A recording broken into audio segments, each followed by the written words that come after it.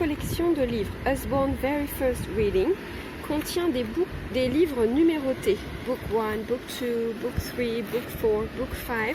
Chacun de ces livres va introduire des phonics, donc des phonèmes de l'anglais, dans un ordre bien précis.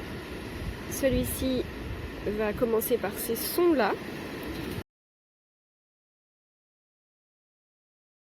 Deuxième livre, ces sons-là.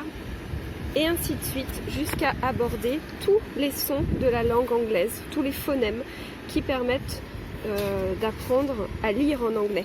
Alors voilà comment ça fonctionne.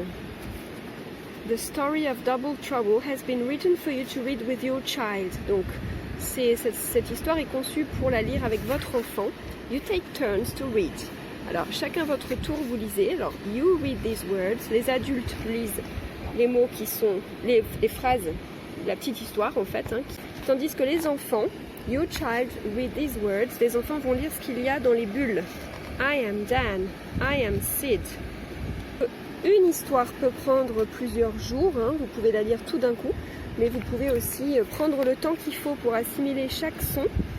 Et à la fin, il y a ce qu'on appelle des puzzles, donc des petits jeux, des petites énigmes pour retrouver. Là, c'est pour raconter l'histoire. Là, c'est pour choisir le bon mot. Par exemple, Sid is bad ou Sid is sad.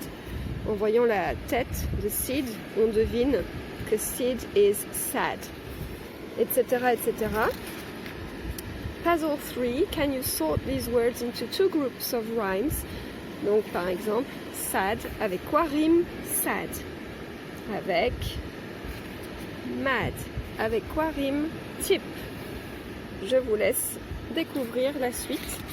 Et si vous avez les réponses, et ici vous avez tout un guide. Alors tout est en anglais évidemment, mais je suis à votre disposition pour vous aider à traduire ces pages si vous en avez besoin. Et là je me suis fait des petites notes pour répertorier l'ordre des phonèmes, les phonics qui sont introduits dans chaque histoire.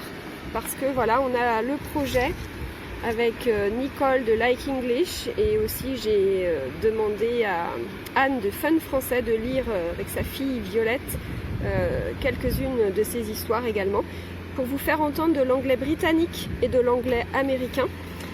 Peut-être que j'aurai d'autres anglophones à l'avenir qui accepteront de vous lire ces petites histoires que je mettrai sur ma chaîne YouTube.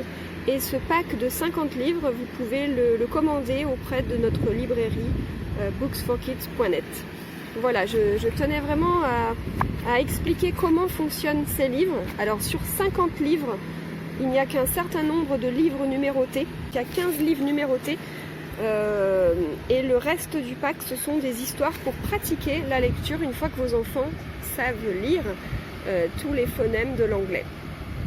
Donc ça peut prendre 1 an, une année scolaire, ça peut prendre 2 ans, ça peut prendre 3 ans, ça peut prendre le temps que ça peut prendre en fait au rythme de l'enfant, au rythme du temps que vous avez à y consacrer selon les envies de vos enfants, mais c'est une méthode non scolaire pour apprendre à lire en anglais. Voilà, c'est pas des cahiers d'exercices, c'est pas rébarbatif en fait, c'est pas du tout scolaire. Vous pouvez emmener ces petits livres partout avec vous pour vous promener dans la forêt, à la plage, comme moi d'ailleurs, j'emmène mes petits livres à la plage. Voilà, vous pouvez faire cela où vous voulez, quand vous voulez, au rythme que vous voulez, et vous retrouverez les petites vidéos sur YouTube, et il y aura vous aurez accès également aux fiches pédagogiques qui vont avec ces livres que je crée petit à petit.